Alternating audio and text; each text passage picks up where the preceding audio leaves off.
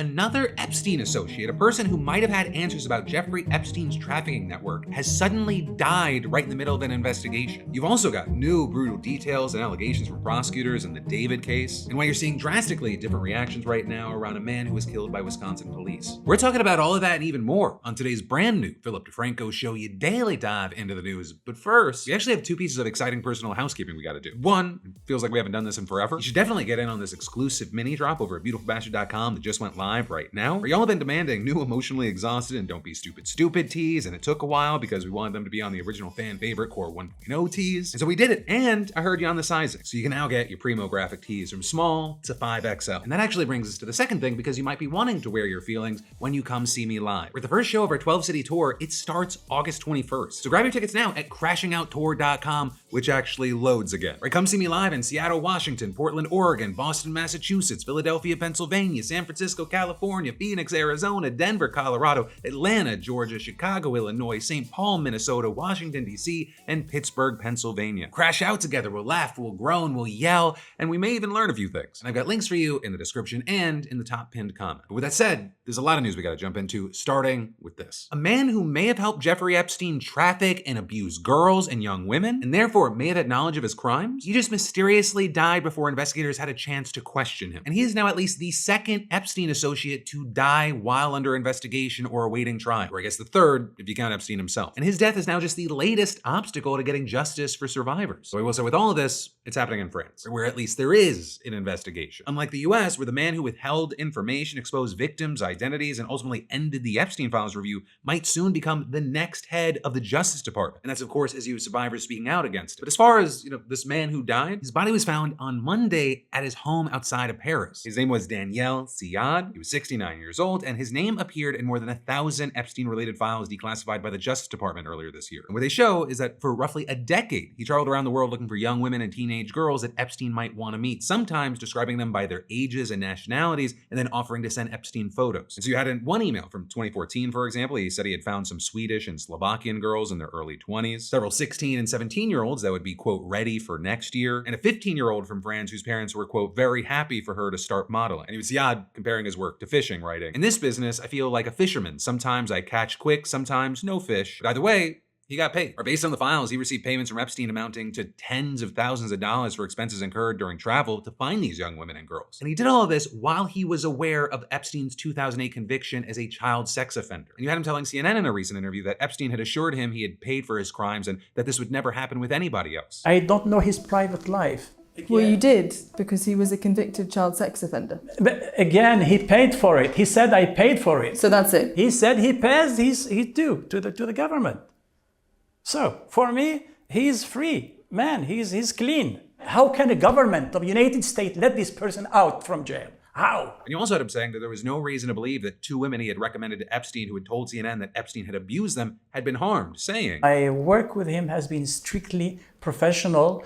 I never doubt that, because I never heard anything from anyone I introduced him who came back to me that they had a bad situation with him." And as far as how he explained why you would even be bringing models to a guy who worked in finance and not in fashion, well, you had him saying that he believed that Epstein had actually been a casting director for Victoria's Secret and the modeling agency MC2. There's actually no known evidence to support those claims. Though very notably, I will say MC2, it was founded with the help of $1 million from Epstein by a guy by the name of Jean-Luc Brunel. And Siad, he reportedly recruited models for Brunel as well as Epstein, which is relevant because a little over a year after Epstein died in his cell, apparently by suicide, French police arrested Brunel on suspicion of, quote, having committed acts of rape, sexual assault, and sexual harassment against underage girls and young women, and having organized the transport and accommodation of young girls or young women on behalf of Epstein. And while he denied any wrongdoing, he spent 14 months awaiting trial and then suddenly showed up dead in his prison cell in February of 2022, just like Epstein. You'd also appearing to have taken his own life, though of course you have many doubting the official narrative. Now,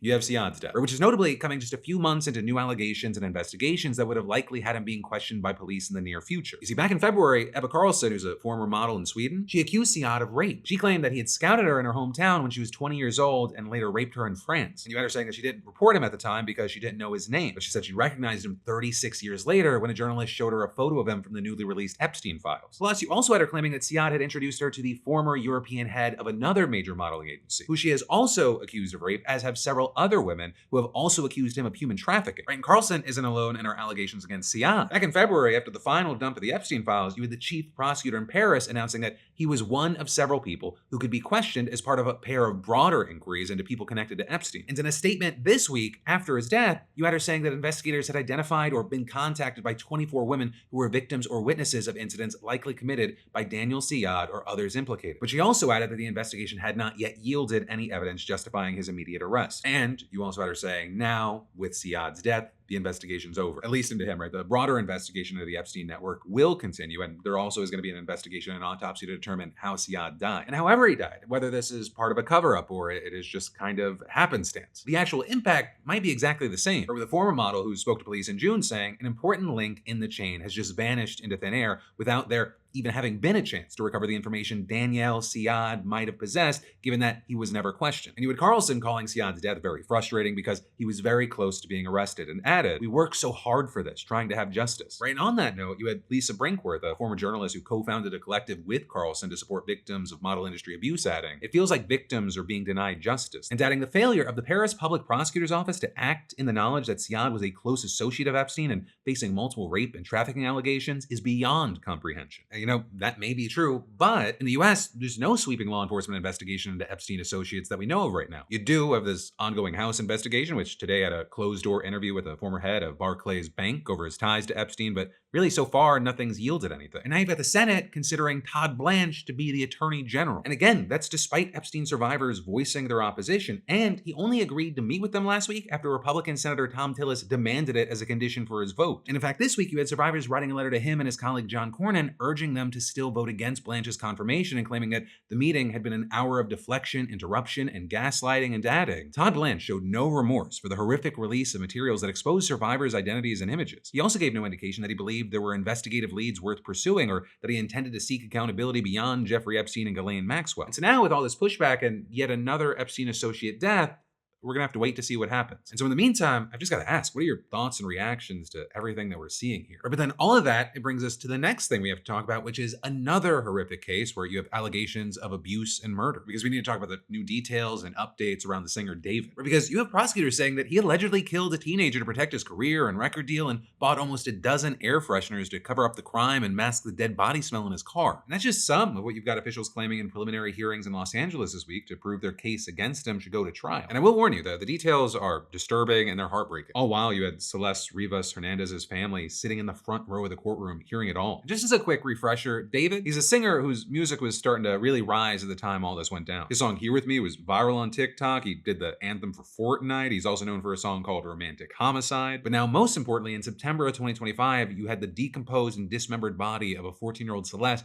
being found in his Tesla, which was at a tow yard after being abandoned in Los Angeles. And you had Celeste actually being reported missing multiple times prior to her body being found, and at the time, you had tons of online theories that David was responsible, as reports allege that he had a relationship and matching tattoos with Celeste. But it then also wasn't until April of this year that he got arrested and charged. Right? And again, one of the biggest takeaways from the hearings this week is why David allegedly did this. Right? He allegedly killed her to try to save his career. He'd apparently made around $10 million between 2023 and 2025 from his music, but then you had Celeste allegedly threatening to expose their relationship, which would have tanked his career because she was 14 when she died and he was 20. And allegedly, this started when she was 13. You also had their text referencing not just sex, but pregnancy, abortion, the emergency contraceptive plan B, and even included sexual images of Celeste as well. And while you had David previously telling authorities that were investigating Celeste as a missing person that he thought that she was 18, an LAPD detective claimed that he had purchased airline tickets to travel with her, and in order to do that, you usually need someone's age. So you have prosecutors saying that the two, they got into this argument when she said that she would reveal that they were together, and then David stabbed her. And you had a News Nation reporter who was in the room adding, it seems the prosecution's trying to make the point that he had a lot to lose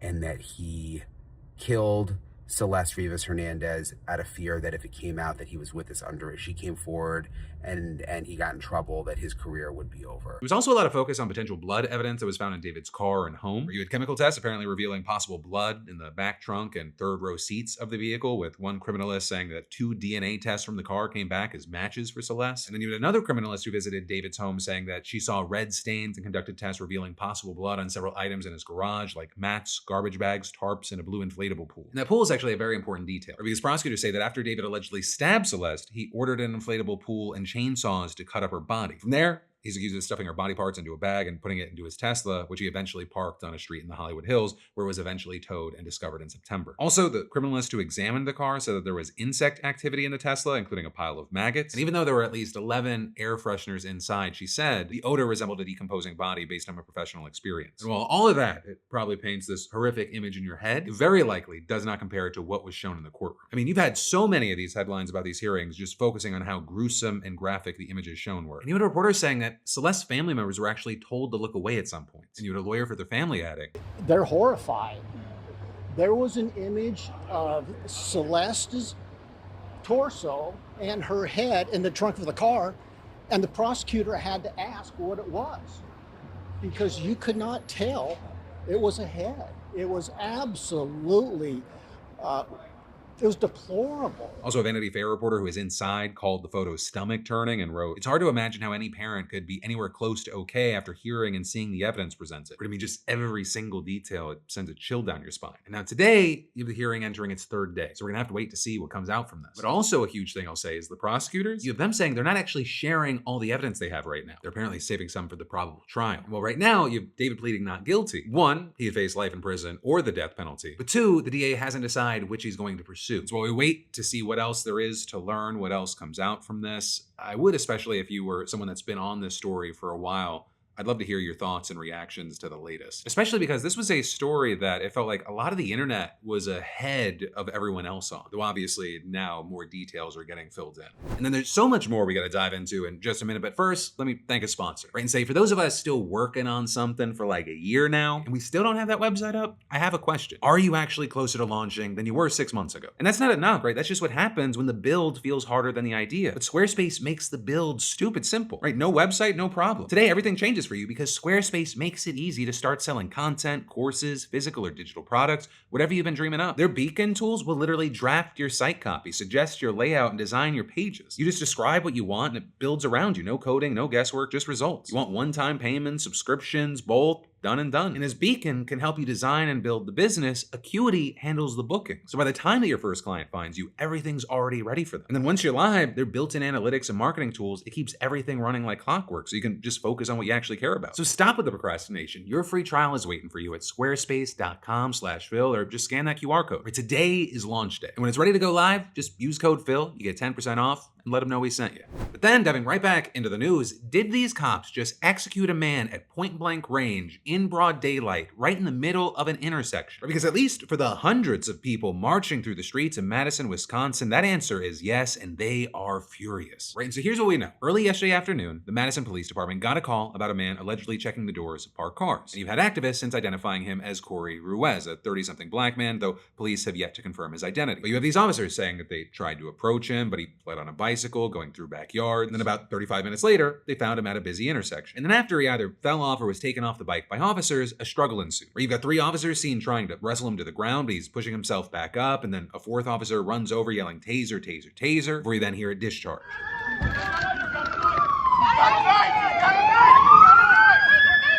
At which point, he falls completely to the ground, lying on his side, with one officer appearing to stomp on him. And that's actually all I can show you, right? Because barely a second later, you have 3 shots fired, with the man then being rushed to the hospital with life-threatening injuries, but he was later pronounced dead. Now, if you see all that, it looks open and shut. They appear to have executed this man. Then later on, you're the police chief adding a detail to the story. During the struggle, the man, we're told, pulled out a knife or produced a knife, a fixed blade knife, and an officer was injured by this while attempting to arrest him. You also had him adding that the taser wasn't effective, though it's unclear from his account whether the man pulled the knife after they tased him or if he pulled it first and then they tased him, and since they didn't work, they shot him. Right? The chief mentions the taser part after talking about the knife, so that would suggest the latter, but it's unclear whether he's laying out a timeline of events or just stating facts. And also of note in the video, it appears that you can hear one cop yell he's got a knife before another deploys the taser, and you have the chief saying that the officer that was injured by the knife is the one that shot this man. But also a huge thing with this is that you've seen like the police's account of what happened that was immediately met with skepticism, right? Some have doubted the claim that he had a knife, though video did capture the officers throwing a knife to the ground after the shooting. And you have police releasing a photo of what appears to be a large kitchen knife lying in the street. You've also had others questioning the claim that the taser didn't work, pointing out that the man clearly collapsed to the ground after they tased him. And then you also have even more saying, hey, regardless, the cops should have controlled and de-escalated the situation without having to go to lethal force. Now, as many have pointed out, and this is a huge thing here, one thing that would very likely clarify these disputes would be a body cam cam. But for whatever reason, Madison police do not have body cams. And in fact, it's a big issue that residents have debated for years. You even had the police chief pushing for body cams to be included in the city's budget next year. But also, while we don't have body cam footage to wait for, you did have him saying that there is other undisclosed footage. I ask the community recognize that there is other video that they have not seen, that's not circulating online, that will be reviewed as a part of this investigation. So to the extent that they can, as we all navigate this trauma together, we try to remain calm and remember that not all perspectives are online right now. But almost immediately after the shooting, you had hundreds of outraged residents appearing at the scene, chanting and protesting. Arrest that cop! Arrest that cop! You then had them marching downtown, where they interrupted a summer concert happening on the square. Young black man has been murdered at 2 o'clock p.m. by the Madison Police Department, and you guys are out here having steak and chicken like if nothing happened. And you had the Wisconsin Chamber Orchestra canceling its show, saying it stands in solidarity with Madison's black community. And as all this has gone down, you've had politicians responding as well. You had Mayor Satya Rhodes Conway saying the tragedy saddens and angers her, while Governor Tony Evers called for transparency and accountability. So I don't think anyone went as far as Francesca Hong did. Right, she's a Democrat running to replace Evers in November, who called it an execution, though you had people saying she might have seemed pressured to do it by the audience. He was fucking murdered. Say it. Say it. It was murder. Say it was murder. Executed. Say it. It was murder. This is my statement. It was murder.